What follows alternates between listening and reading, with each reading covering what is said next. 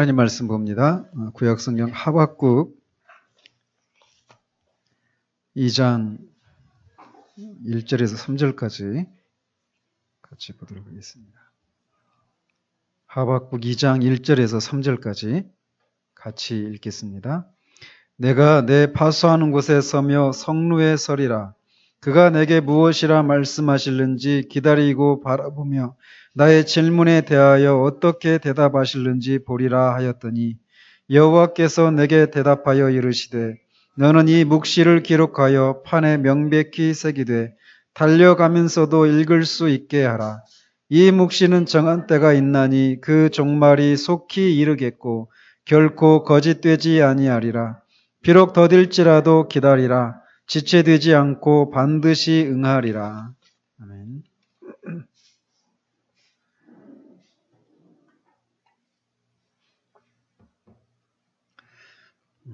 지난주에는 1절을 가지고 하나님께 맡긴다라고 하는 것의 의미가 우리가 흔히 경험하는 것처럼 하나님께 어떤 문제를 맡겨드리고 그것을 잊어버리고 그저 운명론적으로 막연하게 기다리는 것이 아니다라고 말씀을 드렸습니다. 하나님께 맡긴다라고 하는 것은 우리가 직면한 문제로부터 우리 문제인데 그 문제로부터 우리 자신을 분리시키는 것, 그리고 나서 그 문제를 하나님의 문제로 하나님께 맡기면서 이제 그 문제가 하나님의 문제이기 때문에 하나님이 하나님의 자신의 명예를 위해서라도 반드시 그것에 대해서 응답을 하신다라고 하는 것을 기대하면서 응답이 이루어질 때까지 끈기 있게 기다리는 것이다라고 말씀을 드렸습니다. 하박국은 이런 과정을 통해서 자신의 신학과 신앙으로는 해결되지 않는 문제를 하나님께 맡기고 하나님의 응답을 기다린 끝에 마침내 하나님께서 그에게 또다시 응답을 해 주십니다. 그 응답의 내용이 2절과 3절에 있습니다. 여호와께서 내게 대답하여 이르시되 너는 이 묵시를 기록하여 판에 명백히 새기되 달려가면서도 읽을 수 있게 하라. 이 묵시는 정한 때가 있나니 그 종말이 속히 이르겠고 결코 거짓되지 아니하리라. 비록 더딜지라도 기다리라. 지체되지 않고 반드시 응하리라. 이렇게 말씀을 하십니다. 이렇게 하나님이 이렇게 응답하신 이 응답의 내용을 살펴보기 전에 저는 또 이 앞에 있는 이 표현에 막 이렇게 이번 주에도 이렇게 여기에 꽂혔어요. 여호와께서 내게 대답하여 이르시되.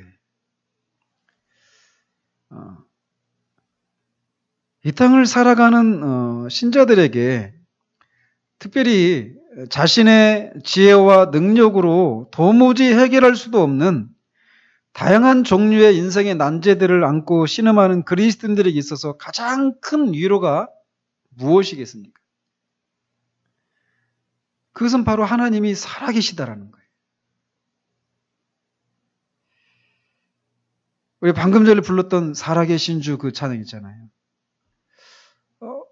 좀 처음 막 회심을 하고 예배당에 와서 이 찬양을 부르는데 살아계신 주 이렇게 하는데 저는 막 그 찬양을 부를 수가 없었어요. 하나님이 살아계시다.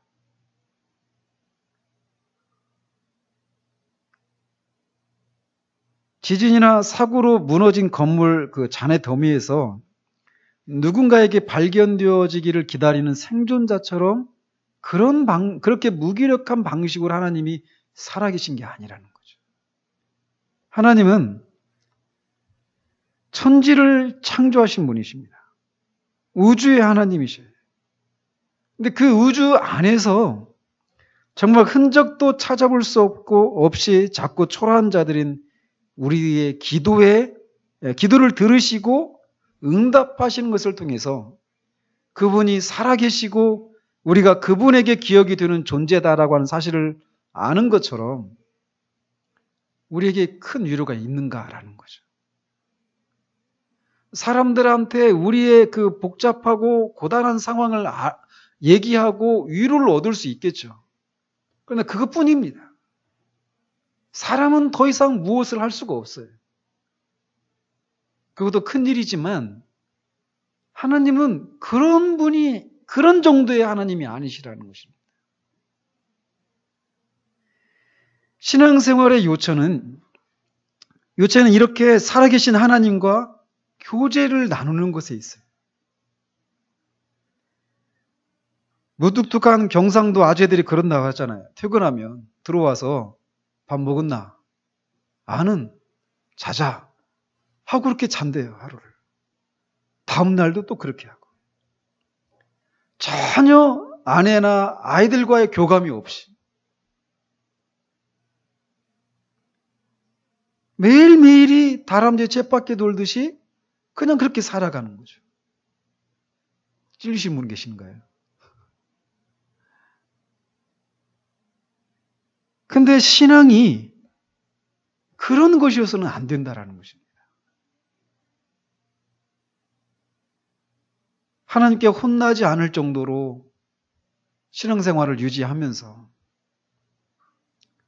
그냥 그것으로 우리의 할 바를 다한 것처럼 기독교적인 그런 의무들을 감당해 반복해서 반복하는 것, 그런 것으로 우리의 신앙이 그쳐서는 안 된다라는 것이. 하나님은 살아계십니다. 그리고 그 하나님은 살아계시고 우리와 교제를 나누실 수 있는 분이시라는 것이. 우리가 그분께 기도를 하면 그분은 우리에게 대답하시는 분이시라는 거예요. 그 우주의 하나님이 말이에요. 그 우주 안에서 아무 흔적도 찾아볼 수 없는 그렇게 작은 우리들의 그 작은 신음소리에 하나님이 대답하신다라는 거예요. 저는 처음 회심을 하고 세상 안에서 제가 얼마나 작은가 그 사실을 깨닫고 정말 두려웠습니다. 그 세상에서 그렇게 작은 내가 어떻게 하나님의 뜻대로 살 수 있을까? 너무 무서웠어요. 근데 그분이 살아계신다. 살아계셔서 우리에게 말씀하신다. 우리 일을 인도하신다. 그분이 우리 아버지시라는 거예요. 우리의 기도는 이런 것이어야 합니다. 따라서 신자들인 우리들에게 있어서 하나님께서 우리 기도에 응답하시지 않는 거, 이거는 얼마나 큰 고통이고 두려움인가라고 하는 것을 우리는 알아야 돼요. 사울은 그 마지막 때에 이렇게 호소하며 탄식합니다. 사울이 여호와께 묻자오되 여호와께서 꿈으로도 우림으로도 선지자로도 그에게 대답하지 아니하시므로, 이렇게 말합니다. 이 당시에 하나님께서 하나님의 백성들에게 하나님의 뜻을 보이시는 방식은 제사장이나 선지자들을 통해서 보이시는 것이었어요. 근데 제사장이 갖고 있었던 우림과 둠밈, 이것을 통해서 하나님의 뜻을 분별할 수 있었단 말이죠. 근데 그 우림으로도 말하지 않아요. 꿈으로도 말하지 않고 선지자를 통해서도 말씀하시지 않습니다. 모든 것이 꽉 막혀버린 완전 고립무원의 상태에 빠진 거죠, 사울이. 아마 그가 두려웠던 것은, 블레셋 군대보다 더 두려웠던 것은 이 하나님이 그에게 비가 내리지 않는 놋 하늘과 같이 그렇게 그에게 묵묵부답이셨다라고 하는 것. 그것이 더 큰 두려움이었을 것입니다.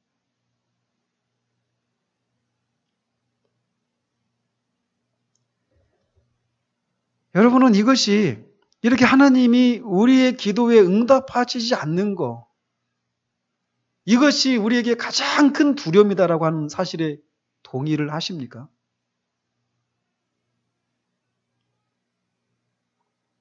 저는 하나님 앞에 종종 이렇게 기도를 드려요. 하나님, 꾸짖으셔도 좋으니까 제발 말씀해 주십시오. 때리셔도 좋으니까 제발 하나님의 마음을 보여주십시오. 근데 우리는 지난주에도 말씀드린 것처럼 하나님은 말씀을 통해서든지 아니면 우리 영혼의 직접적인 방식으로든지 아니면 우리의 삶을 통해서 우리에게 끊임없이 말씀하시는 분이시거든. 응답하시는 분이란 말이에요. 그런데 이런 것이 우리 가운데 없는데도 우리는 사울보다도 못한 모습으로 그런 하나님의 그 응답을, 하나님의 마음을 전혀 우리가 읽어낼 수가 없는데도 아무 근심도 없고 두려움도 없이 우리의 삶을 용감하게 살아가고 있단 말이죠.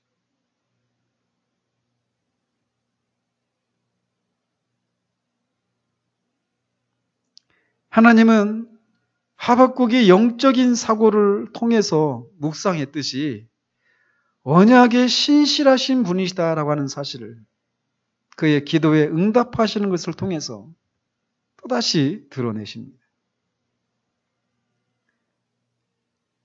다시금 기억하십시오. 하나님은 살아계십니다. 그분은 인격체이셔요. 우리의 아버지이셔요. 무뚝뚝한 경상도 아재와 같은 분이 아니시란 말이에요. 우리가 그리스도 안에 있는 하나님의 자녀들인 한 우리가 하나님 앞에서 진실하게 살아가든지 그렇지 못하든지 하나님은 우리에게 말씀하시는 분이시다라고 하는 것을 기억하십시오. 우리가 하나님 앞에 진실하게 살아갈 때는 우리를 향한 하나님의 호의를 드러내실 것이고 그렇지 못할 때는 우리를 향한 하나님의 마음에 있는 슬픔을, 근심을 우리 가운데 드러내실 거란 말이죠. 근데 우리는 얼마나 자주 이런 것이 없이도 그냥 신앙생활 그냥 하는가라는 거예요.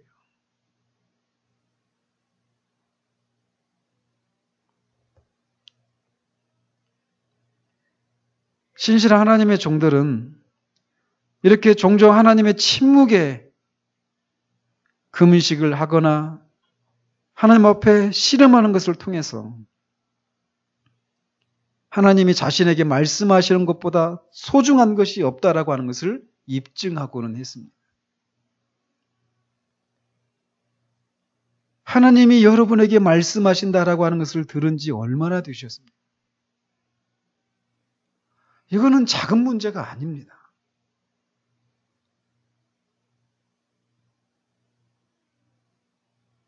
하나님은 하박국에게 응답을 하셨습니다.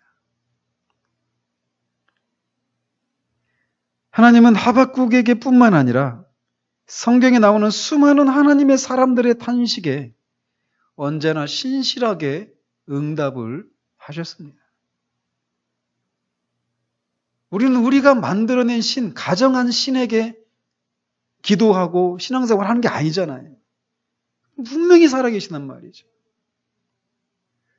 그러므로 이 하나님과 우리는 이 하나님이 우리에게 뭐라 말씀하시는지 또 우리에게 어떤 마음을 품고 계시는지를 읽어낼 수 있고 또 마땅히 그것을 누리는 것이 우리에게 주어진 분복이라고 하는 것을 알고 살아가야 합니다.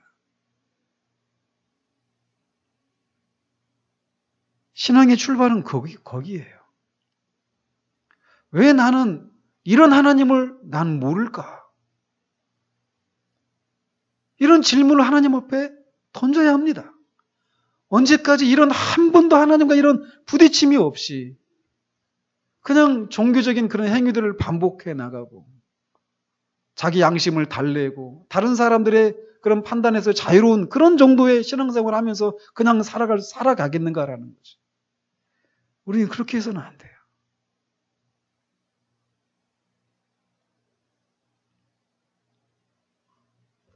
하나님은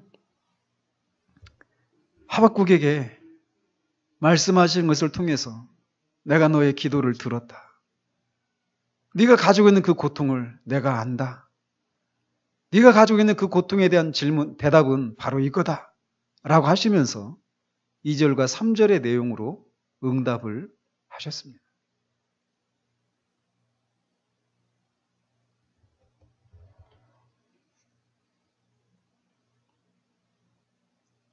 사실 이 부분만 가지고 계속 얘기하고 싶은 마음이 막 있어요, 지금.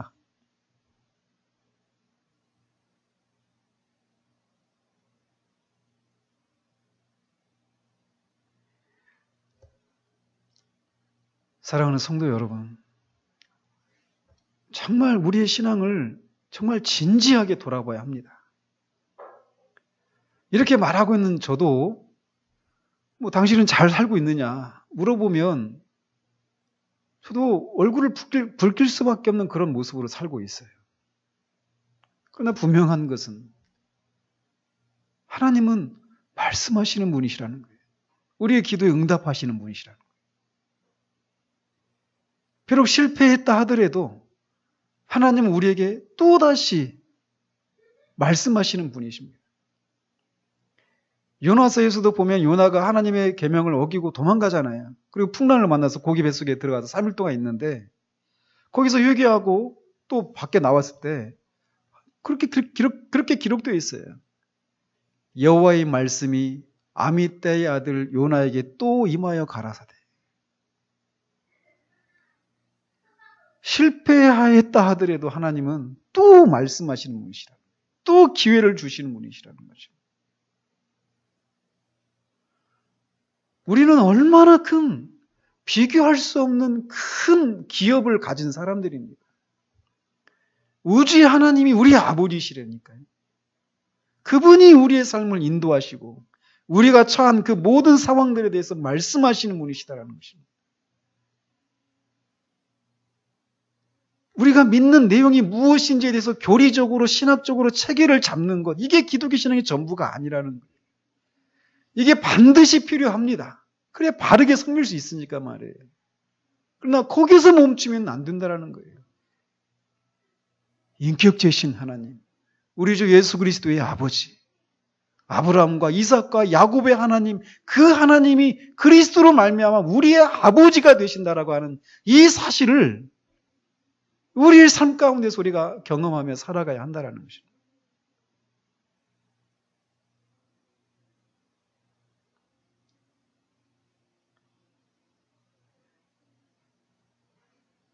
하나님은 정말 살아계십니다. 막막하게 보여지는 그런 현실이 우리 앞에 펼쳐져 있는 상황 가운데서도 하나님 그 상황 너머에 또 그 상황 속에 계십니다. 그리고 우리에게 말씀하셔요. 이것을 우리는 들어야 돼요. 들을 수 있어야 돼요.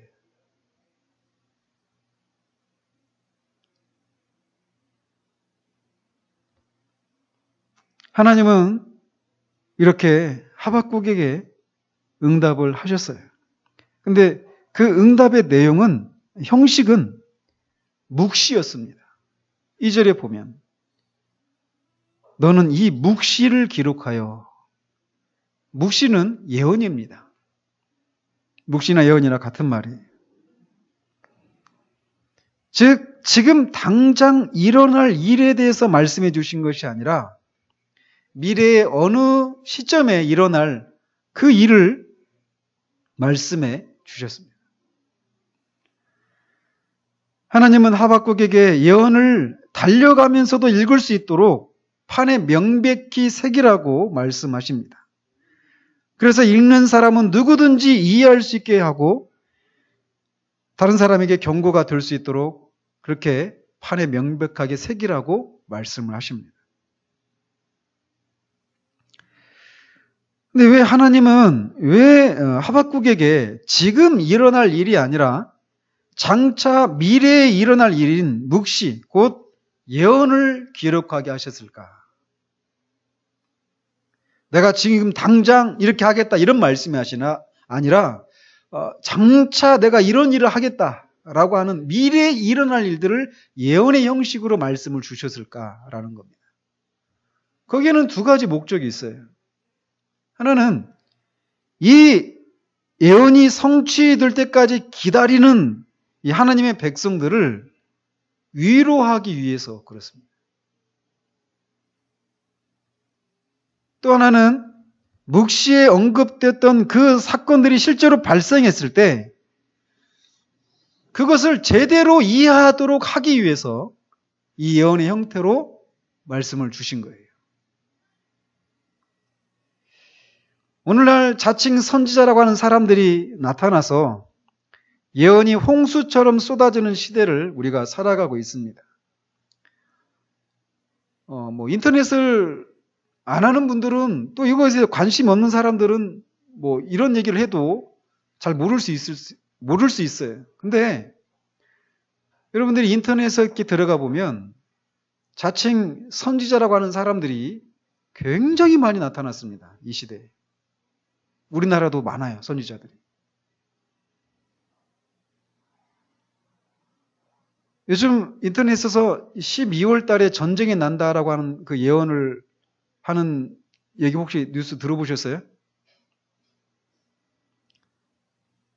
홍머시기 전도사라고 하는 사람이 천국을 1300번이나 천국과 지옥을 1300번 왔다 갔다 했대요.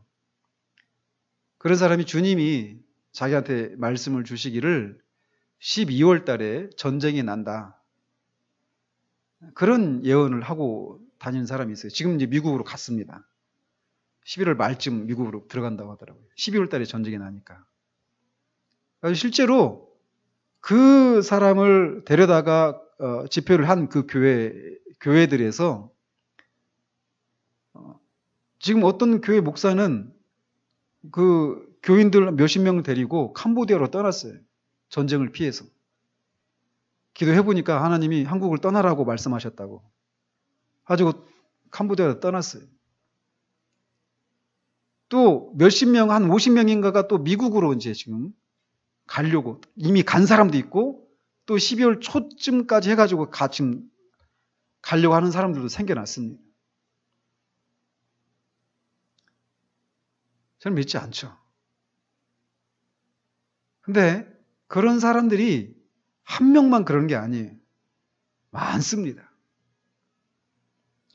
2010년에도 데이비드 우어라고 하는 자칭 선지자라고 하는 사람이 한국에 전쟁이 일어난다 이런 얘기를 막 했었어요. 그래가지고 난 그런 얘기 있는지도 몰랐죠. 근데 제 동기 목사가 전화가 와가지고 요즘 청년들 사이에서 막 그런 얘기들이 그분의 영향을 받아가지고 그런 얘기들이 막 돌고 있다고. 다 뻥이라고 얘기했죠. 안 일어났어요. 근데 그런 사람들이 요즘 많아요. 마지막 추수 때 하나님께서 선지자들과 사도들을 일으켰다라는 거죠. 소위 신사도 운동을 하는 사람들이. 그런 사람들의 주요 관심은 지금 현대 우리가 살고 있는 현재 이 세계 속에서 일어나는 사건들을 보면서 그 사건들이 성경에서 말한 예언의 어떤 것의 성취인가 이것을 알아맞추는 데 온통 관심이 있습니다. 그리고 그런 사건이 일어날 때마다 이것이 바로 성경에서 말하는 이런 거다 이렇게 예언을 했지만 번번이 그들의 예언은 빗나가고 말았습니다. 그런 일들이 계속 반복하다 보니까 이런 것에 대한 반동으로 예언 자체에 대해서 관심을 갖게 되지 않는 그런 부정적인 일들도 한국교회 안에 미치게 되었어요. 옛날에 다가올 미래 선교회, 다미 선교회라고 들어보셨죠, 권사님?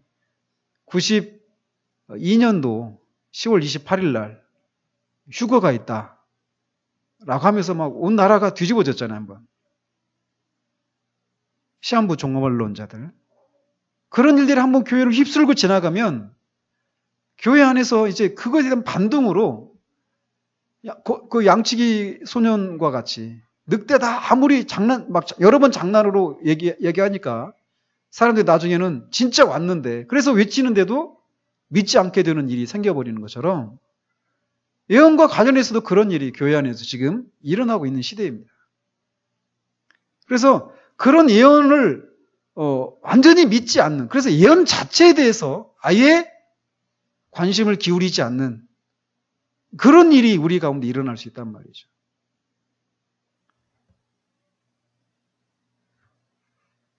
그렇기 때문에 여기서 지금 이 묵시를 기록하라고 이 예언을 기록하라고 말한 2절과 3절에서 예언이라고 하는 것이 일반적으로 어떤 성격을 가지고 있는 것인가에 대해서 말씀을 나누고자 합니다. 로이 존스는 이 예언의 일반적인 성격에 대해서 2절과 3절에서 5가지 성격을 이렇게 추출해냅니다. 첫 번째로 예언은 인간에게 주신 하나님의 계시입니다. 이 묵시를 기록하여 판에 명백히 새기라 라고 말씀하신 분은 하나님이세요. 즉, 지금 왜 이런 말씀을 드리느냐면, 이 성경에서 나오는 예언을 믿지 않는 사람들이 있어요. 이런 사람들, 성경의 선지서들, 특히 선지서들을 보면은 선지자들이 이스라엘이나 유대 민족에게만 어떤 하나님의 말씀을 전하는 게 아니죠. 애굽이나 주변의 아람과 다메섹과 막 그런 모압과 암몬과 애굽과 아수르 막 이런 주변의 열강을 향해서도 선지자들이 예언을 하잖아요. 그죠? 근데 그런 것들이 하나님이 그 사람에게 계시를 해주셔서 그들이 그 사실을 알아낸 것이라고 믿지 않고, 이 사람들이 어떤 정치적인 그런 감각이 있고 어떤 통찰력이 있어서 주변의 정세를 잘 분별하고 잘 관찰한 결과 주변에서 이제 이런 일들이 일어나겠다 이렇게 생각을 하면서 기록해 놓은 것이다라고 주장한단 말이죠.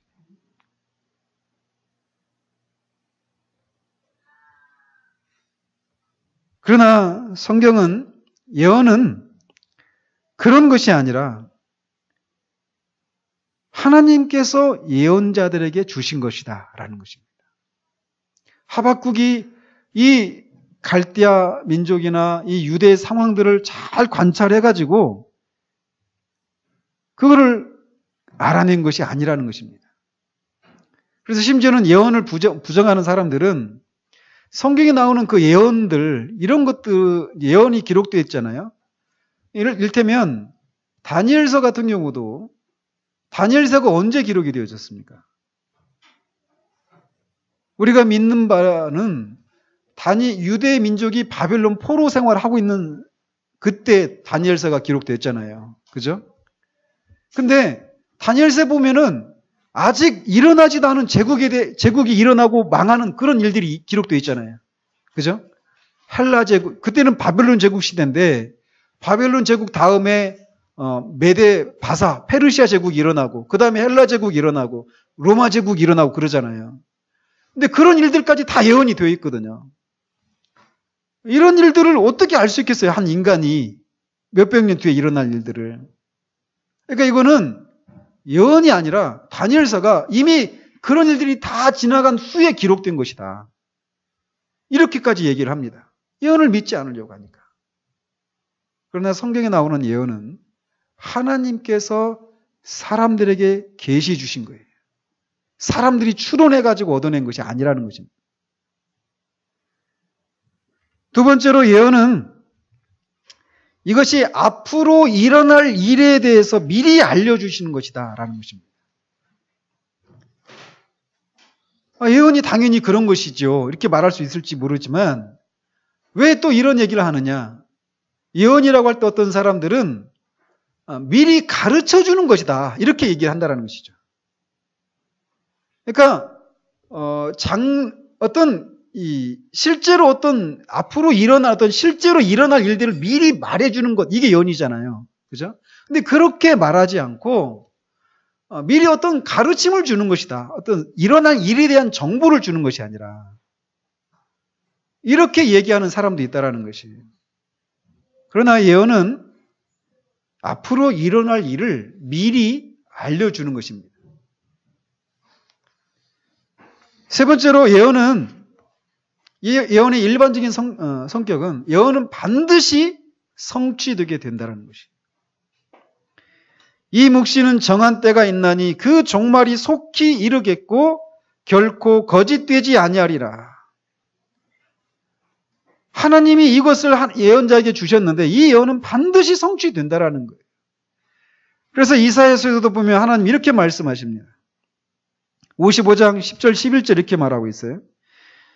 비와 눈이 하늘로부터 내려서 그리로 되돌아가지 아니하고 땅을 적셔서 소출이 나게 하며 싹이 나게 하여 파종하는 자에게는 종자를 주며 먹는 자에게는 양식을 줌과 같이 내 입에서 나가는 말도 이와 같이 헛되이 내게로 되돌아오지 아니하고 나의 기뻐하는 뜻을 이루며 내가 보낸 일에 형통함이니라. 즉 하나님의 입에서 나온 말씀은 반드시 열매를 맺는다라는 거예요. 반드시 성취가 된다라는 것입니다. 비록 더딜지라도 기다리라. 지체되지 않고 반드시 응하리라. 되어져가는 상황은 이게 정말 응답이 성취되는 거 맞는가? 라고 생각되는 상황들이지만 그래서 더딘 것 같고 지체되는 것처럼 보이지만 반드시 하나님의 정한 때와 정하신 때에 예언이 반드시 성취된다라는 것입니다. 예언의 성취를 막을 수 있는 것은 아무것도 없다라는 거예요. 왜? 예언을 내신 분은 주권자이신 하나님이시기 때문에 그거를 막을 수 있는 것은 아무것도 없다라는 거예요. 그래서 하나님이 말씀하신 것은 곧 행하심입니다. 네 번째로 예언은 예언된 대로 정확하게 성취된다라는 것입니다. 예언이 성취되는 시기와 방법에 있어서 그것은 항상 예언한 대로 정확하게 성취가 된다라는 것입니다. 하나님의 예언이 하나님이 예언이 성취되는 그 시기를 결정하십니다. 우리는 구약에서 하나님이 예언자들을 통해서 예언하셨던 그 내용이 어떻게 성취되었는가를 우리는 많은 증거들을 가지고 있어요. 노아에게 홍수에 대한 예언을 주셨는데 그것이 120년 후에 정확히 일치가 되었습니다. 소돔과 고모라의 그 멸망에 대해서도 예언이 있었는데 그것이 정확하게 성취가 되었죠. 아브라함에게도 그 자손들이 400년 동안 애굽에서 종살이를 하고 이제 해방이 되어서 하나님이 약속하신 이 가나안 땅으로 돌아올 것이다. 이렇게 창세기 15장에서 말씀하셨는데 출애굽기 12장에서 그것이 어떻게 정확하게 성취가 되었는가를 기록으로 남겨져 있습니다. 이스라엘이 하나님의 계명에 불순종해서 바벨론의 포로로 잡혀가고 70년 동안 포로 생활을 하고 다시 돌아올 것이다. 이걸 예레미야를 통해서 말씀하셨는데 그것이 정확하게 성취가 되었습니다.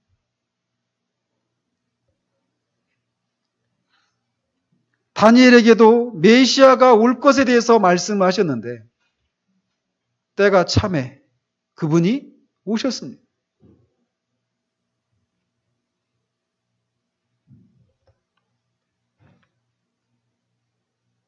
우리는 신약에서 보면 특별히 복음서를 읽어보면 어떤 사건들을 기록해놓고 그 복음서 기자들이 그 사건들이 그 예수님의 행적을 통해서 드러난 그 사건들이 구약에서 예언된 그 사건과 사건의 성취다라고 하는 것을 우리는 수없이 읽게 됩니다. 성경을 응하게 하려 하사. 이런 표현들을 우리는 많이 보잖아요. 그것이 다 예언된 대로 정확하게 성취되었다라고 하는 것을 말해주는 여러 증거들이 된다라는 것입니다. 구약에서 예언된 많은 것들은 그리스도께서 오신다. 하나님의 아들이신 분이 이 세상에 오신다라고 하는 것에 대한 내용들이 주였어요. 그러나 그리스도의 오심에만 예언되어 있는 것은 아닙니다. 우리는 계시록에서도 아직 성취되지 않은 예언들이 있다라고 하는 것을 압니다.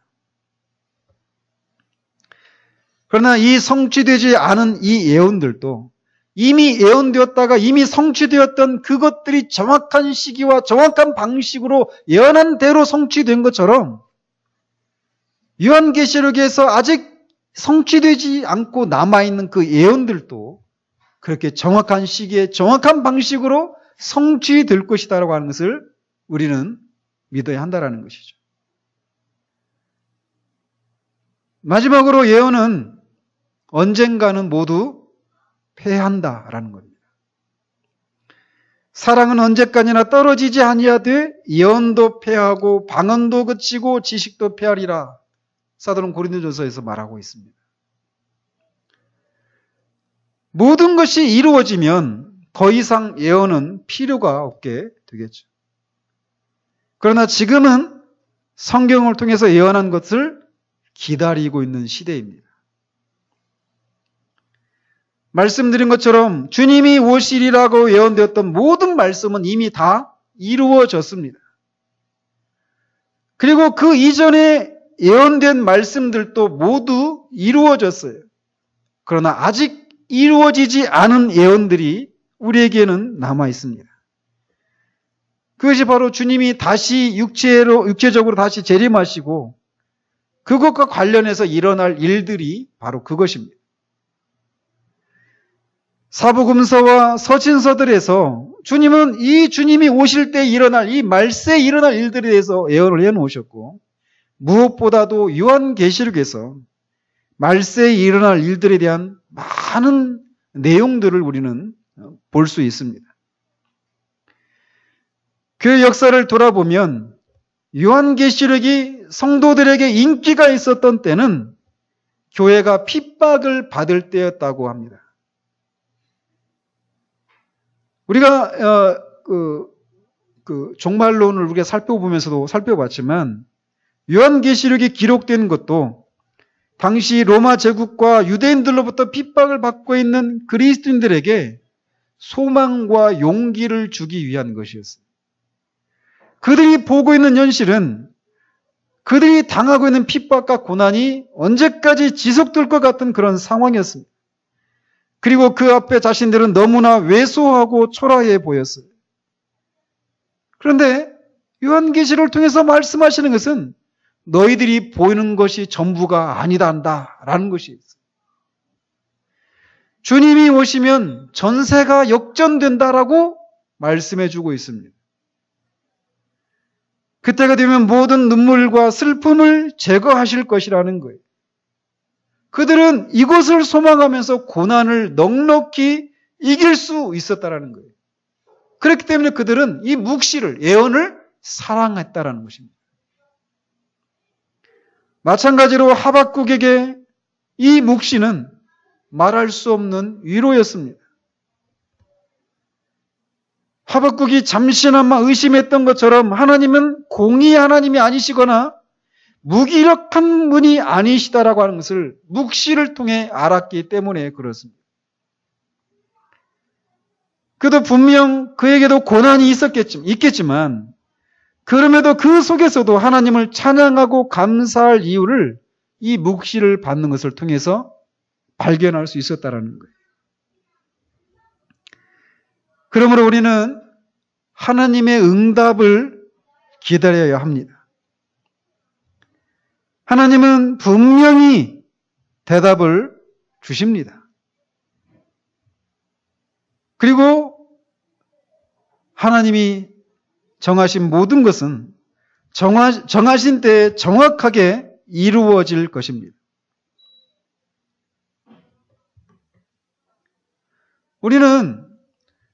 우리가 지금 살고 있는 이 시대에서 일어나고 되어져 가고 있는 일들이나 또는 교회에서 일어나고 있는 일들 또는 더 좁히면 우리 개인에게서 일어나고 있는 일들과 관련해서 우리가 난처한 상황에 빠지는 경우들이 있을 수 있습니다.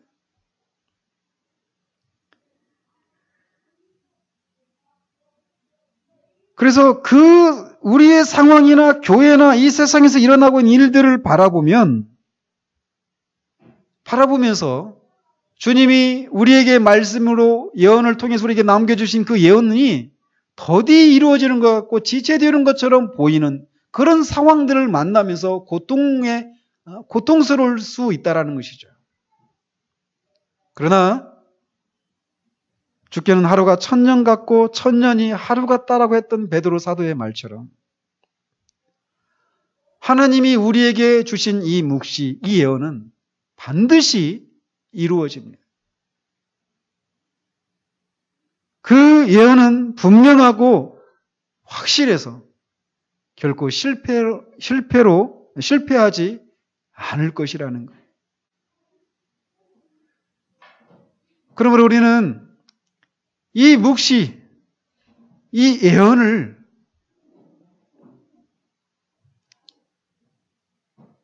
필요로 하는 삶을 살아야 합니다. 이게 무슨 말씀입니까?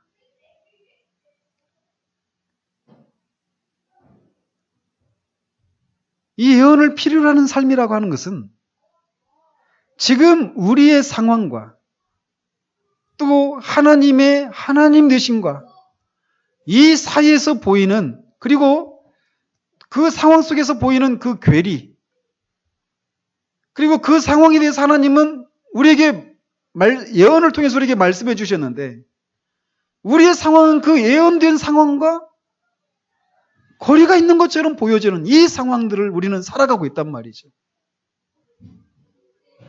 그런데 이 하나님의 사람들이 아직 이루어지지 않은 그 일들, 그런데 이미 하나님이 미리 말씀해 주셔서 지금 그들이 예언을 받고 있는 그 상황 가운데서 그 예언이 성취되기를 기다리면서 지금 자신들이 겪고 있는 그 고난을 이기고 소망 가운데서 위로를 삼으면서 그 모든 고난을 이겼던 것처럼 우리에게도 그런 삶의 자세들이 필요하다라는 것입니다. 하나님은 말씀하십니다. 그때로는 그것이 묵시의 형태로 우리에게 주어집니다. 그래서 그 예언이 우리 개인적으로든지 교회적으로든지 더디 이루어지는 같은 그런 상황들이 우리 앞에 펼쳐지는 그때에도 우리는 이 사실을 기억해야 됩니다. 그 예언을 기다렸던 모든 사람들은 다 더디 이루어지고 지체되는 것 같은 그런 상황들을 지났지만 그 속에서 그들이 유동하지 않을 수 있었던 것은 그 예언이 반드시 성취되었다라는 것입니다. 그랬던 것처럼 앞으로도 그러할 것입니다. 우리 개인적으로든지 교회적으로든지 아직 성취되지 않고 우리에게 예언으로 주신 그것들이 반드시 성취될 것을 우리가 믿고 소망하면서 오늘이라고 하는 현실을 살아가는 우리들이어야 한다라는 거예요. 그러므로 이 하박국이 뒤에서 살펴보겠지만 상황은 전혀 자신이 기대하는 바 그런 상황이 아니었음에도 불구하고 예언을 주시고 그 예언을 반드시 성취하실 하나님으로 인해서 그가 찬양 가운데 주님 주시는 기쁨을 누렸던 것처럼 우리도 그러해야 합니다. 기도하겠습니다. 하나님 아버지, 하나님께서 하박국의 그 기도에 대해 다시금 또 응답하시는 것을 살펴보았습니다. 하나님, 정말 하나님은 살아계십니다. 주님, 우리의 기도 가운데 하나님이 살아계시는 것을, 우리의 기도에 응답하시는 것을 통해서 드러내시는 것이 무엇인지를 아는 그런 기도 생활을 하는 우리 모두이기를 소원합니다. 하나님, 우리는 얼마나 하나님과의 그런 인격적인 만남이 없이도 우리의 할 바를 다 한 것으로 자족하고 그냥 그렇게 하나님 우리에게 말씀하시지 않는 것을 인한 고통이 무엇인지도 모르고 그냥 그렇게 살아가는 경우들이 얼마나 많이 있는지요. 하나님은 분명히 말씀하시는 분이신 것을 우리가 기억하고 이 하박국처럼 우리의 기도에 응답하시기를 정말 끝까지 주목하는 그런 우리들, 그리고 마침내 그것에 대해서 응답을 주시는 그런 우리들이 되어지기를 소원합니다. 또 하나님이 응답의 묵시를 통해서 예언의 형식을 빌어서 응답을 주신 것을 우리가 또 살폈습니다. 아직 이루어지지 않은 그 일들, 그리고 그 일들이 자신이 처한 그 상황과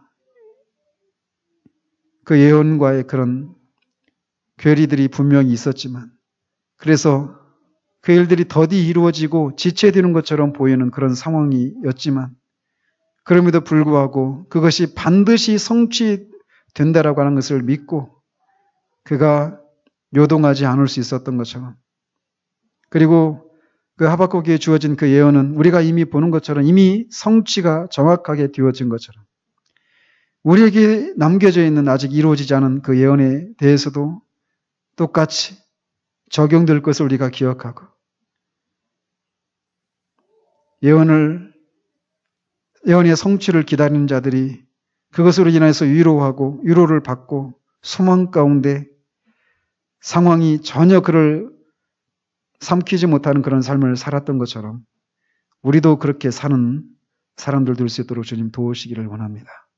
예수 그리스도 이름으로 기도합니다. 아멘.